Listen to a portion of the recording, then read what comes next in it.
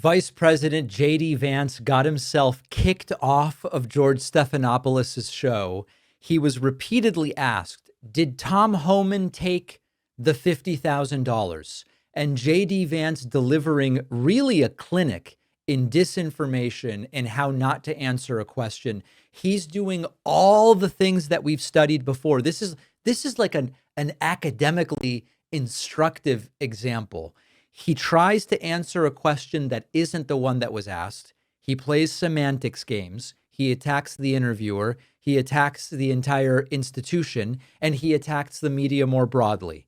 And one of JD's weaknesses that I think you'll see here is that he tries to act a little too slick when he does this stuff, and he comes off as too patronizing. Take a look at this. This is just, I don't know that there's a better example. The White House border czar Tom Homan was recorded on an FBI surveillance tape in September 2024, accepting $50,000 in cash.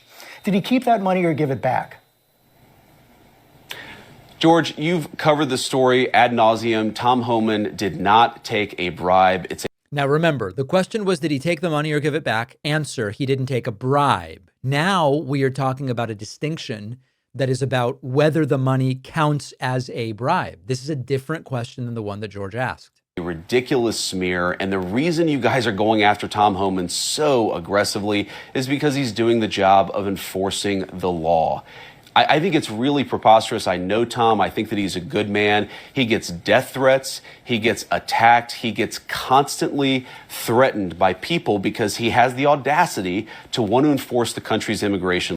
Now he's doing a pivot. So first is answer a different question than the one asked, then pivot to something different. Laws. I think that it would be a much more interesting story about why is it that Tom Homan, who is simply enforcing Americans' immigration laws, is getting constantly harassed and threatened to the point of death threats. That's a much more interesting question that I think journalists should focus on. We can agree to disagree on that question. Well, wait, you said he didn't take a bribe, but I'm not sure you answered the question. Are you saying that he did not accept the $50,000? George, this story has been covered ad nauseum. He did not take a bribe. Did he accept $50,000? I'm sure that in the course of Tom Homan's life, he has been paid more than $50,000 for services.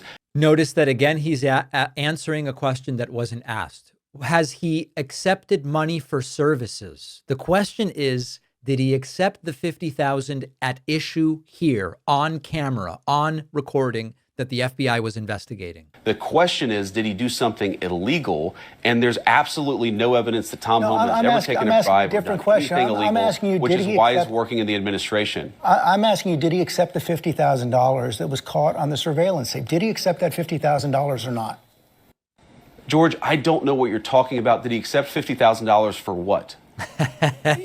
Next is feign confusion. He was recorded on an audio tape in September 2024, an FBI surveillance tape, accepting $50,000 in cash.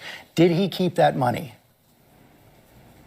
Accepting $50,000 for doing what, George? I'm not even sure I understand the question. Is it a crime? Even the far left media like yourself. So I'm actually not. Now he's starting to attack George. This is now part 4 of this. Not sure what the precise question is.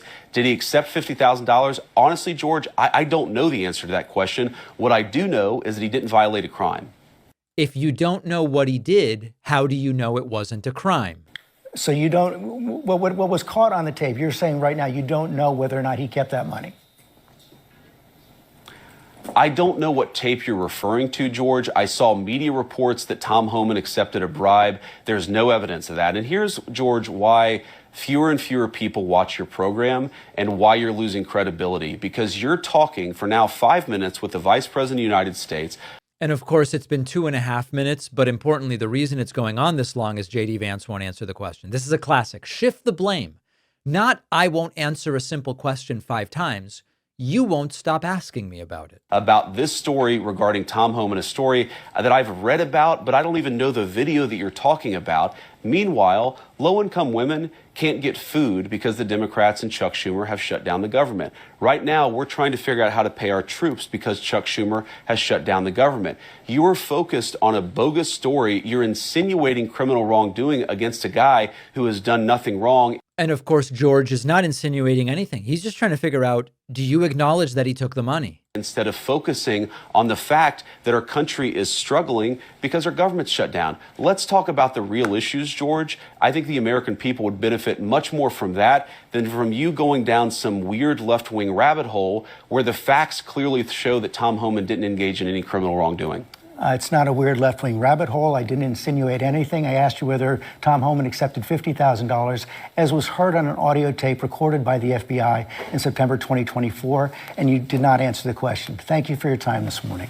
No, Well, George, Governor I JD said that I Vance don't. Up next, we'll be And gone, just kicks him off the show.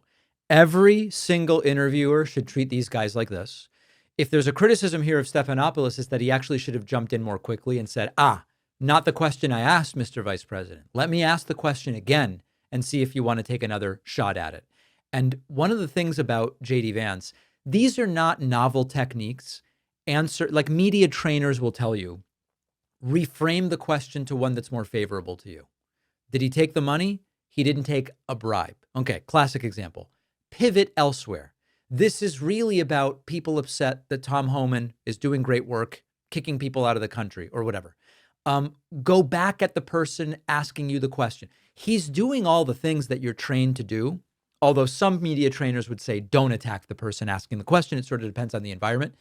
But the problem for JD is that he comes off too condescending. He comes off patronizing. He comes off too slick with his whole, I don't even know what you're talking about. I'm sure he's been paid money for work that he's done over his career. No, that's not what we're talking about. Good for George Stephanopoulos. He could have done even better. And this is how you've got to deal with these people.